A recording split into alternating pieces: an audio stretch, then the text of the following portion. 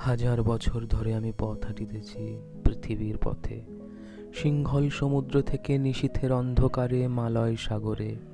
অনেক ঘুরেছি আমি বিম্বিসার অশোকের ধূসর জগতে। সেখানে ছিলাম আমি আরো দূর অন্ধকারে বিদর্ভ নগরে।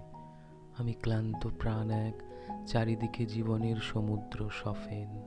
আমারে দুদণ্ড শান্তি দিয়েছিল নাটোরের বনলতা সেন।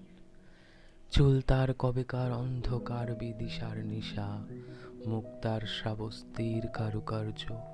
অতি দূর সমুদ্রের পর হাল ভেঙে যে নাবিক হারায়েছে দিশা, সবুজ ঘাসের দেশ যখন সে চোখে দেখে দারুচিনি দ্বীপের ভিতর, তেমনি দেখেছি তারে অন্ধকারে। বলেছে সে, এতদিন কোথায় ছিলেন? পাখির নীড়ের মতো চোখ তুলে নাটোরের বনলতা সেন।